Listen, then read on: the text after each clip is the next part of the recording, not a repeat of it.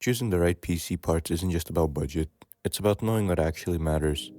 Hello, I'm Ghosty, and today we're starting a full series on building and upgrading PCs. Whether you're a beginner putting together your first system or an experienced builder looking to stay sharp. In this video, we'll go over how to select the right components, avoid common mistakes, and make sure every dollar goes towards real performance and not marketing gimmicks. All the parts, tools, and resources I mentioned will be linked below, including PC part picker list to keep things easy to follow.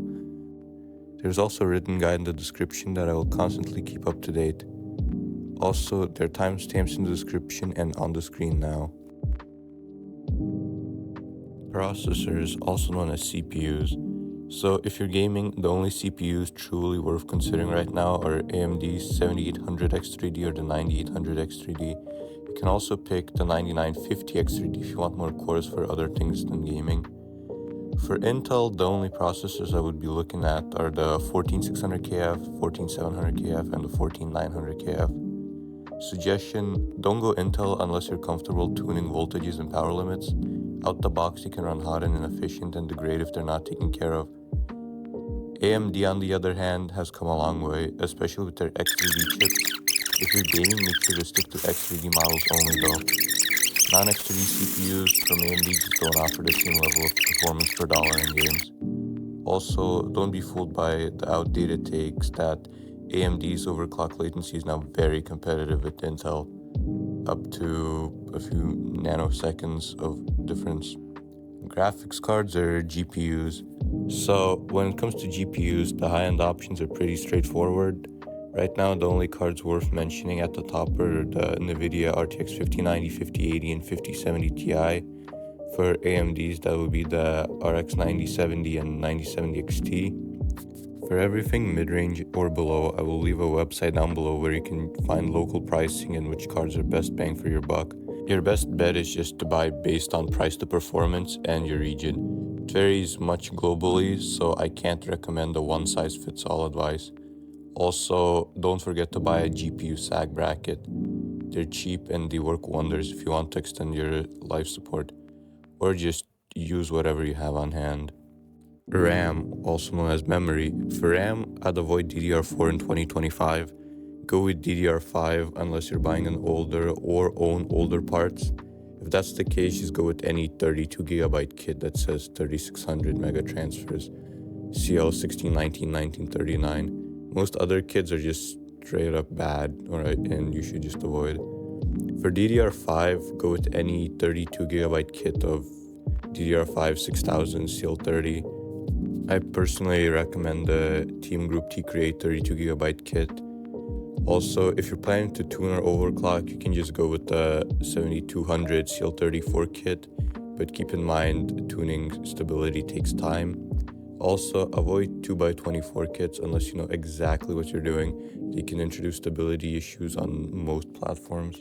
Next up, motherboards. One of the most underlooked component, but to keep it simple, for AMD systems, here's how I'd break it down. For low end, I would recommend the ASRock B850MX. It's affordable, solid VRM, 2 DIMMs, and perfect for small overclocking and gaming. Mid-range, the B850i Lightning. It's mini ITX compact, also good VRMs, also 2 DIMMs. High-end, the X870E Taichi by ASRock. Very good VRMs, excellent connectivity, and solid for the future. And the best board you can buy for AMD would be the X870E Crosshair Apex. This is a premium as it gets for right now. 2 DIMMs, perfect for extreme overclocking and everything above. So for Intel, it gets a little bit trickier. A Z790 is the chipset you want to go with. Currently, you should ignore Arrow Lake. Also, ignore B or H series chipsets. They're usually junk and you cannot overclock them. For low budget, I would recommend the Gigabyte Z790 OS Elite XAX. It's 4 DIMMs and it's probably one of the cheaper boards that I would recommend for Intel. Mid-budget, the MSI Z790i Edge, one of the better Intel boards out right now. And if you really have the budget and skills to use one of these, for high-end, I would recommend the Asus Z790 Apex and Core. Designed for serious tuning, but yeah, it's a little tricky of a board.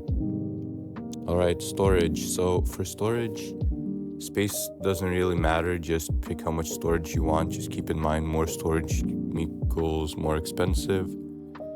Ignore old SATA SSDs and hard drives. The only thing you should be looking at are NVMe SSDs in the current year. For SSDs, here's what I would recommend for each budget. For budget, I would recommend the Western Digital Green SN3000. It has speeds up to 5000s, great for the price. Mid-range, the WD Black SN850X or the SK Hynix Platinum P41.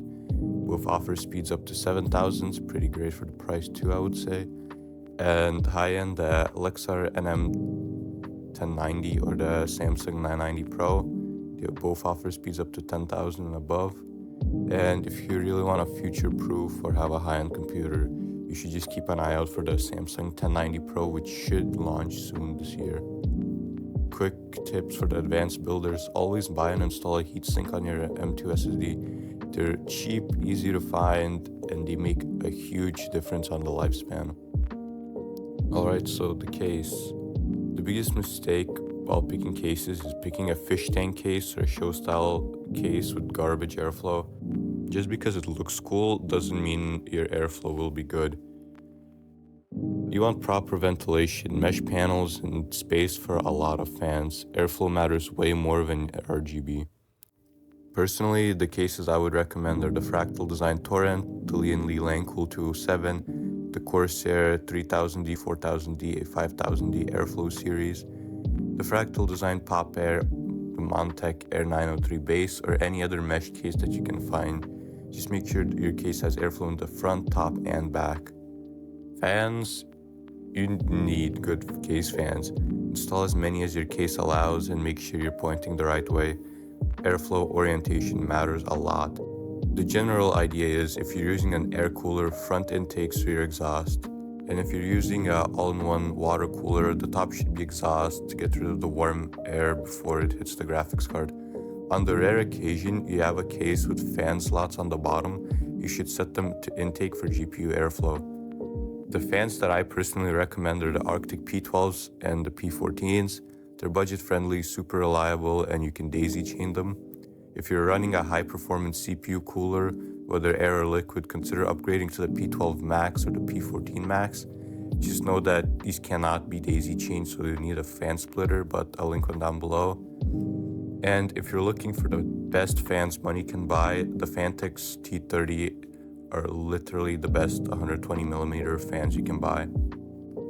So for CPU cooling, when it comes to CPU cooling, if your budget allows, liquid is the way to go.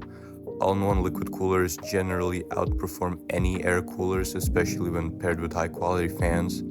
That said, if you're going with air, I only really recommend one model, which would be the Thermalright Peerless Assassin 120 SC. It offers excellent value and really good thermal performance.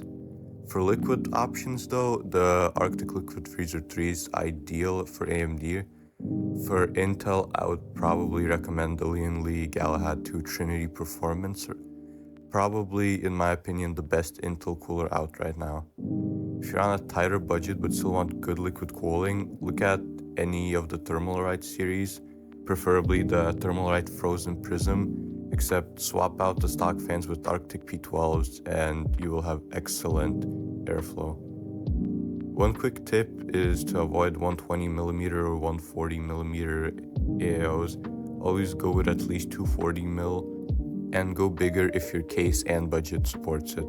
And finally, don't overlook thermal paste. For top tier performance, I would recommend the Thermal Grizzly Duranaut. It's good, easy to find, and will beat any other locally readily available thermal paste out right now. If you're on a budget though, Arctic's MX6 will still get the job done, or just use what comes with your cooler. Also, don't forget on Intel, you do need a socket bracket. If you get one, your temperatures will be much lower, and also you will prevent your CPU from bending, which is good for the long term. Last but not least, the power supply. This is where a lot of people get scammed. Just because it's expensive doesn't mean it's good.